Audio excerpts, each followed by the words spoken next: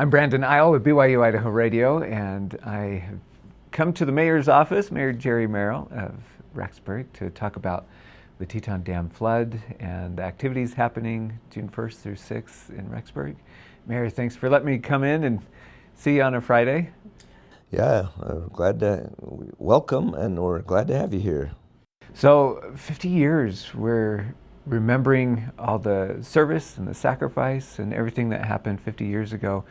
Tell me, why is this so important for Rexburg and the area, and important for you as the mayor? Well, you know, the Teton Dam collapse was a devastating experience for our town, but we're not so much celebrating the Teton Dam disaster as we are what happened afterwards. You know, the resilience of the people here, the community, how well they started the rebuilding process and the cleaning up process, and also a big thank you, kind of a celebration for all of the people that came from other areas to help. You know, people coming from Utah and, you know, many other states surrounding. A lot of relatives and friends came, and even people that didn't have any relatives or friends just came to help. And so we've put out invitations to anybody within the sound of our voice or Facebook or whatever, you know, ways we can to invite people to come this next week and participate in a lot of the activities that we're going to have here, to just say thank you to people and just to help people remember and understand that, you know, what happened and how we recovered from it. Yeah, I've read a lot of the histories of people and whatnot, but a year after the flood, they were doing the same type of thing, having a big get together and commemorating this service that you're talking about. Yeah. I wasn't around then. I had left on my mission, but I heard that they did have some, you know, they still had the 4th of July parade. Even that year, they still had the 4th of July parade, and you know, just tried to get life back to normal as quickly as possible, even though I'm sure there were still a lot of disruptions and things that needed to be done, and they probably could have easily said maybe we better skip it this year, but you know, with that what I call the pioneer spirit, they pushed forward and said, no, we're gonna do the things we want to do and you know, make things happen. So it's a real tribute to the people that were here at the time. Yeah. Now, obviously you weren't mayor at the time, 1976. Not that old. But you weren't living in Rexburg either, but you were living in eastern Idaho. Can you tell me your flood story? Right, yeah, I had just turned 19 years old, and or 18, let's see. We went on missions back then, it was 19, right? Yep. Yeah. And I had received my mission call to go to Japan, but I didn't leave until June 17th.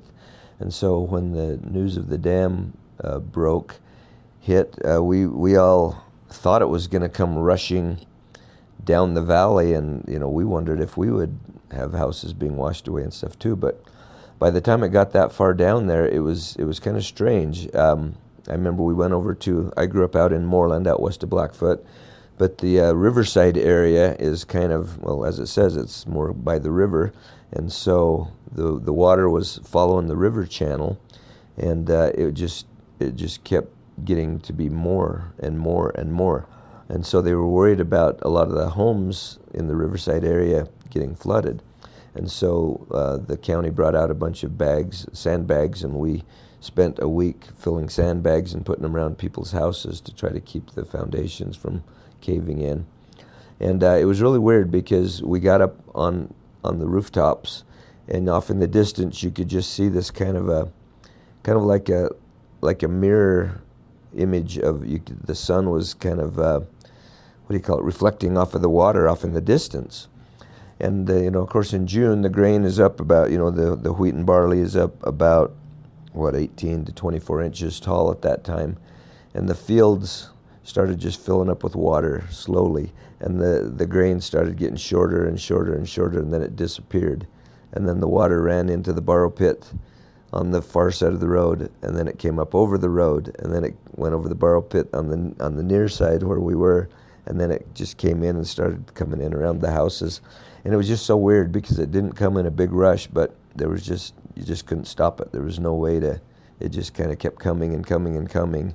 And, you know, it kind of surrounded the houses, and most of them were fine because of the sandbags, but there were a few that still got so much water over top and around them that a couple of the foundations caved in, and the houses had to be jacked up and rebuilt. But it was interesting because then I left on my mission, and I went to the what we called the LTM back then, the Language Training Mission in Provo, and I went to the barber shop the first day I was there to get my hair cut, and there was a Life magazine laying on the table, and I picked it up and started looking at it, and on the cover they showed pictures of downtown Rexburg with the water about 7-8 feet deep. And I was just like, whoa, because I did not even know that it was that bad. You know, I mean, we had heard that it was bad, but I hadn't seen pictures or anything. So that was really eye-opening to me, to be sitting there in Provo in that barbershop looking at a Life magazine of Rexburg, Idaho, you know, and the other areas around here of just homes floating away and livestock everywhere, you know, and just all of the devastation. It was really eye-opening to me to see that. Yeah, and then you came back 2 years later, and was this disaster even a thought? Yeah, came back 2 years later, and well, I had gone to Rick's College here that year before, and you know, of course, all of the, you know, everything was just normal, and then I came back, and yeah, it was quite a bit different. You know, there were a lot of different things around, and it was actually, though, you know, thinking back on how much water came through town and stuff, it was amazing how the same it was, really. You know, most of the businesses on Main Street had recovered and rebuilt, and you know, there were different businesses in some of the spaces, but the buildings looked still pretty similar. You know, I think they did a great job of recovering and cleaning up, and you know, there were a few newer buildings, but most of them had just kind of reconstructed and rebuilt the inside, and the insides looked nice because they'd been rebuilt, and so it was interesting to come back and see it, you know, and kind of see what things had changed and what things kind of seemed the same. Yeah. Now, wearing your hat as mayor, being the steward of Rexburg right now, and thinking about this 50-year history, what does that mean to you to kind of help people remember what everybody went through? Yeah, I think it's really great that we've got a committee of people together, and they represent not just Rexburg but Sugar City and Wilford and some of the areas up and down the valley that have gotten together and put together all of these activities to commemorate the dam failure and the recuperation afterwards. But you know, we've got a lot of fun things. We've got, like, on Monday, we've got a 70s fashion show and car show, you know, cars from the 70s. So it's just to kind of help remember what things were like back then. And then on Tuesday night at the Romance Theater, we're going to have a panel of experts on dam building and reconstruction and what they learned from from what I understand, they studied the Teton Dam a lot. Of course, the Bureau of Reclamation was responsible for building it, and so they did a lot of studies up there on why they felt like it failed, and they've incorporated a lot of those studies into the newer technology that they've developed and the way that they build dams now to make them safer and to make sure that something like that doesn't happen again, either here or anywhere.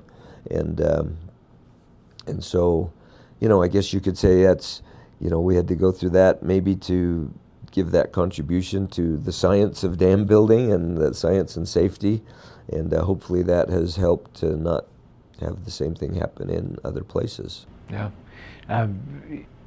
That legacy, I guess, of the Teton Dam as it goes forward, I know there are people in the state who want to rebuild the dam. There are people who wanted to rebuild it immediately after the disaster, and of course that's kind of been kicked down the road. Do you feel it should be rebuilt? Well, I do. I'm a big proponent of rebuilding because the reasons for for putting the dam in are still there.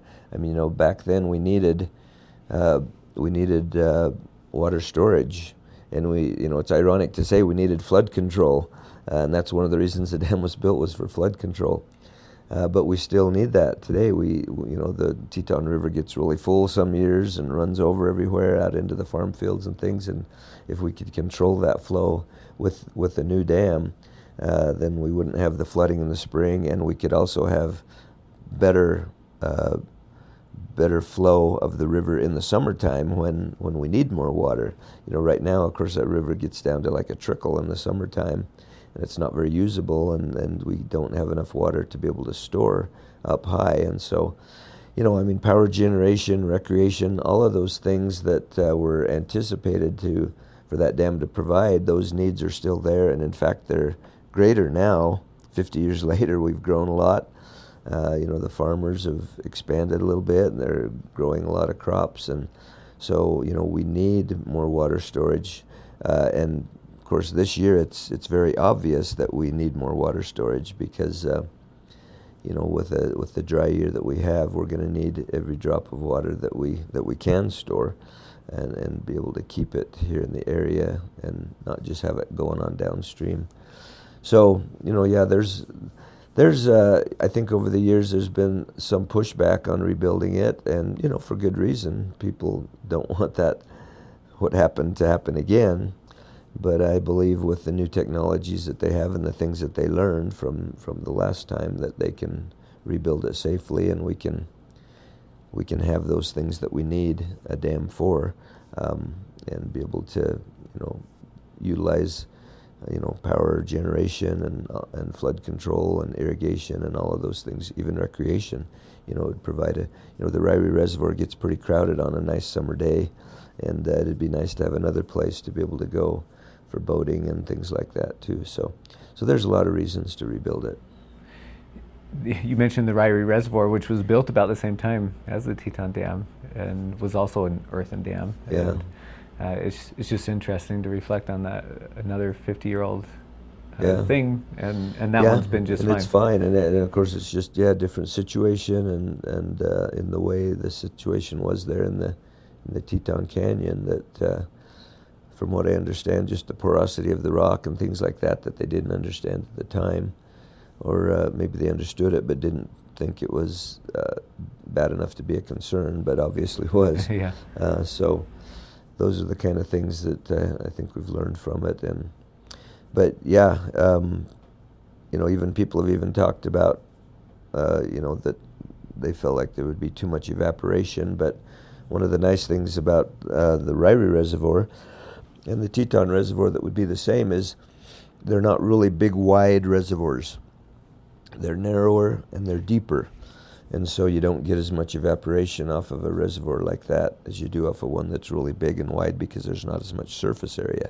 It's deeper water, so obviously if it's water under the surface, you don't get the evaporation like you do if it's a really huge surface area. So it's a pretty good spot for a reservoir, just like the Ryrie one is. And I think there's a lot of arguments. And of course, dams are very expensive to build. I mean, that one cost several millions, and nowadays they're talking about even like in the billions to be able to rebuild it. So that's a lot of money, but the needs are great, and so I think it's something that literally takes an act of Congress to do.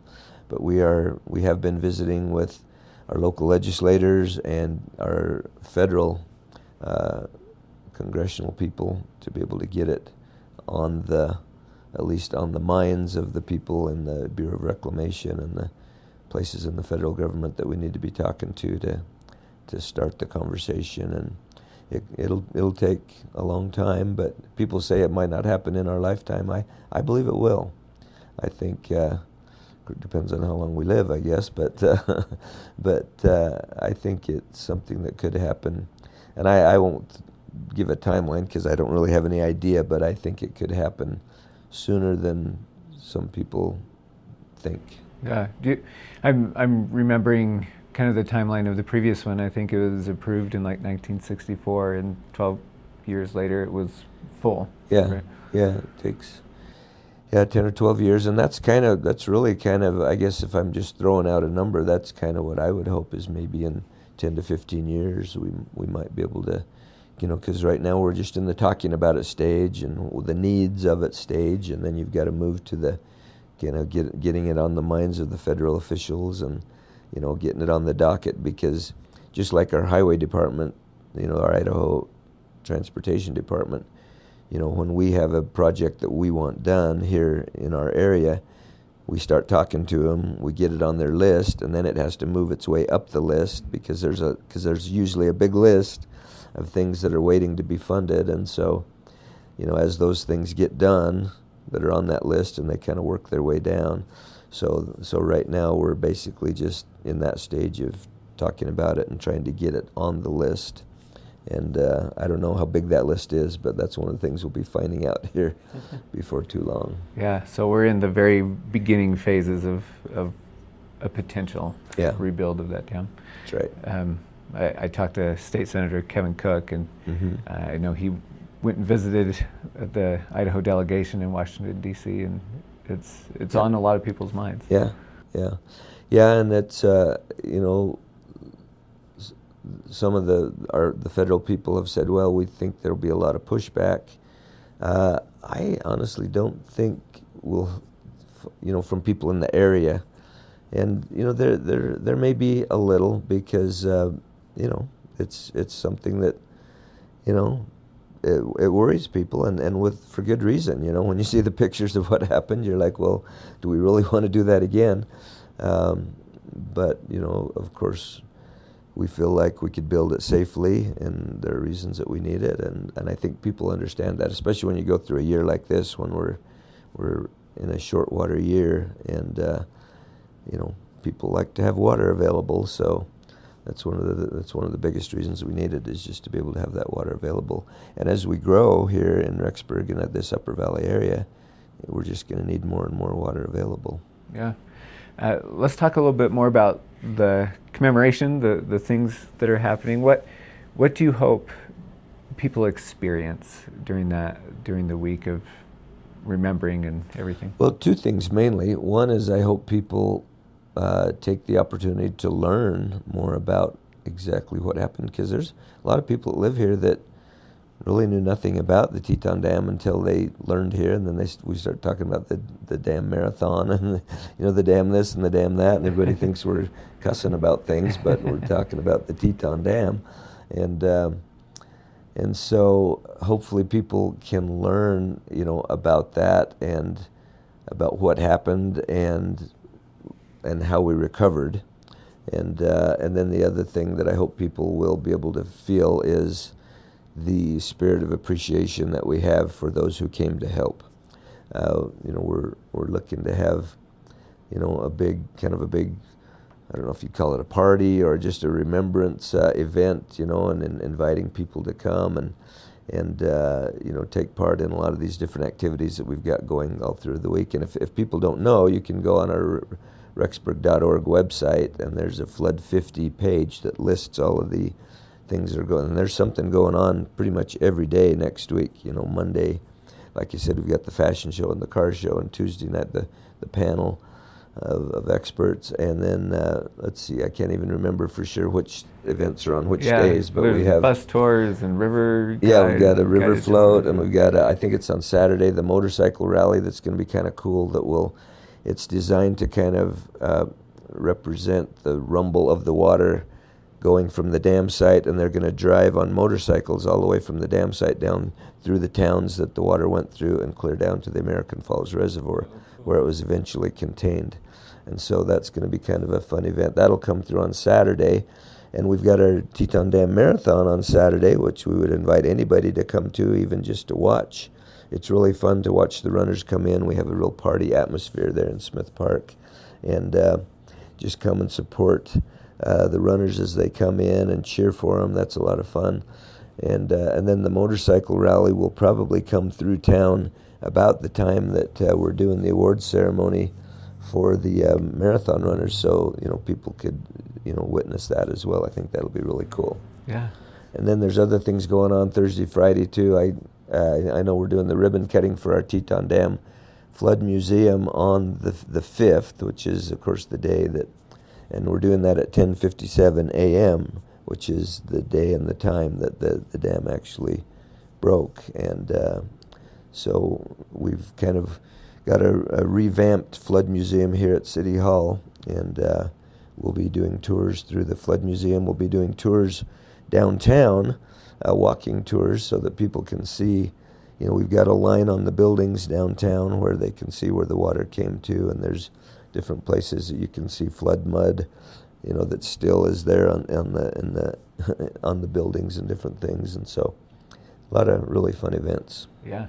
Well, I encourage people to participate however they can, because you'll learn some new things, I think. Yeah. Even those who experienced it, I think, will learn things that they didn't realize or had forgotten.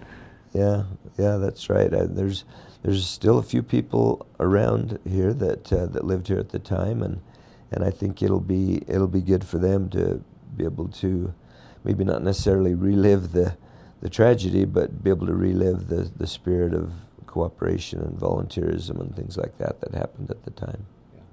Well, Mayor Jerry Merrill, thank you so much. You're welcome. Glad to have you, and we welcome everybody to come to Rexburg and experience our what do we call it, our dam holiday? I don't know what we would call it, but all of our Teton Dam remembrance events. Flood 50 events. A lot going on. Flood 50 events. That the things that will happen here, and it'll be a lot of fun. So we'd invite everybody to come and spend the time here with us. Yeah, thank you.